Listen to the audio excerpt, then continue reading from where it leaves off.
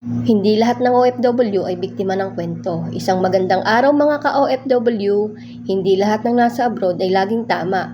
May mga pagkakataon na kahit gaano kahirap ang buhay sa ibang bansa, ang OFW mismo ang nagkakamali. Ang video na ito ay hindi para manisi, pero hindi rin ito para magpatawad agad.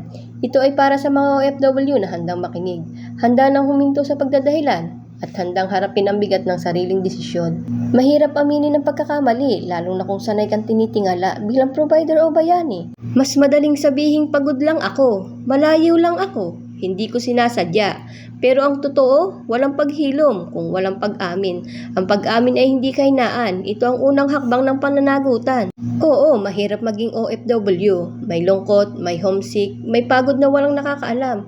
Pero ang hirap ng sitwasyon ay hindi lisensya para saktan ang taong nagtiwala. May choice ka pa rin, at sa bawat choice, may kaakibat na responsibilidad. Kadalasan, hindi ito biglaan, hindi isang araw lang. Nagsisimula ito sa hindi palaging nagme-message. May madalas na pag-iwas, paghanap ng kausap na mas madaling intindihin. Pakiramdam na deserve ko naman ito, hanggang nasanay na ang konsensya, na manahimik. Maraming palusot ang madaling sabihin kapag ikaw ang nagkamali. Hindi naman seryoso. Wala namang nangyari. Sandali lang yun. Pero ang tanong, kung alam ng asawa mo ang lahat ng ginawa mo, masasabi mo rin bang maliit na iyon? Habang may naliligaw, may taong naghihintay sa Pilipinas, nagtitiis ng lungkot, nag-aalaga ng pamilya, pinipiling magtiwala kahit mahirap. Hindi niya alam ang lahat, pero ramdam niya kapag may nagbabago. Kapag nagkamali ang OFW, hindi lang relasyon ang nasisira. Nasisira rin ang kumpiyansa ng asawa, paniniwala niya sa sarili, tiwala niya sa susunod na araw. Ang sugat ay hindi lang sa relasyon, kundi sa pagkatao. Mahalagang sabihin ito ng malinaw, hindi ka biktima ng pagkakataon. May oras ka para huminto. May pagkakataon kang umiwas, pero may desisyon kang ginawa. At ang desisyong iyon, kailangan mong panindigan. Hindi agad sumisigaw ang sakit. Minsan, tahimik lang ang asawa. Minsan, nagbabago lang ang tono. Pero huwag mong maliitin ang katahimikan. Madalas, doon ang pinakamalalim na sugat. Ang asawa ay hindi OA. Hindi siya nag-iinarte. Hindi siya nag-iimbento ng sakit. May karapatan siyang masaktan, magalit at magtanong. At walang oras ang magsasabing dapat okay ka na. Kung ikaw ang nagkamali, ang unang kailangan ay hindi paliwanag.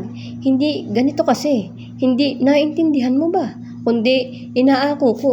Ang sorry ay salita, ang pagbabago ay proseso. Makikita ito sa consistent ng ugali, malinaw na hangganan, pagiging bukas kahit mahirap, hindi lang kapag nahuli, kundi kahit walang nakatingin. Ang tiwala ay hindi hinihingi, ito ay binubuo. Paunti-unti, paulit-ulit kahit nakakapagod, at minsan kailangan pong tanggapin na baka hindi na ito bumalik gaya ng dati. Kung pinipili ng asawa mo maghintay, huwag mong abusuhin ang pagkakataong iyon.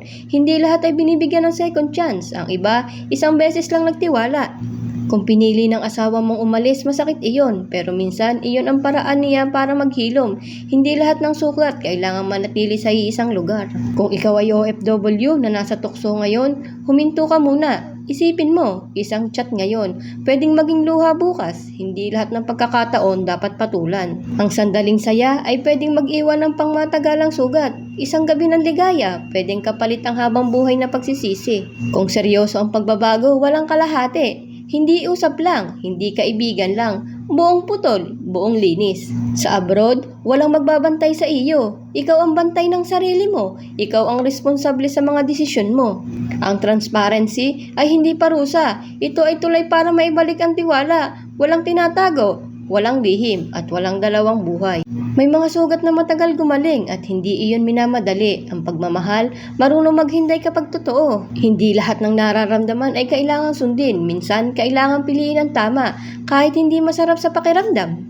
Ang totoong pagbabago ay hindi maingay, hindi kailangang i-post, hindi kailangang ipagkalandakan. Ang pagiging malayo ay hindi pag-alis ng responsibilidad. OFW ka man, asawa ka pa rin, at may obligasyon kang igalang iyon. Bago ka OFW, tao ka muna, may konsensya, may pagpipilian, may kakayahang pumili ng tama. Ang pag-ibig ay marunong yumuko kapag nagkamali. Hindi lahat ng laban kailangang ipanalo.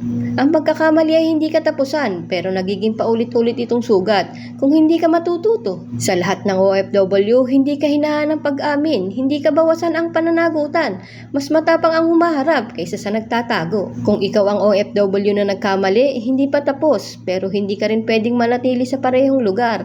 Ang pagbabago ay hindi sa salita, kundi sa araw-araw na desisyon na pinili mong huwag nang manakit na muli.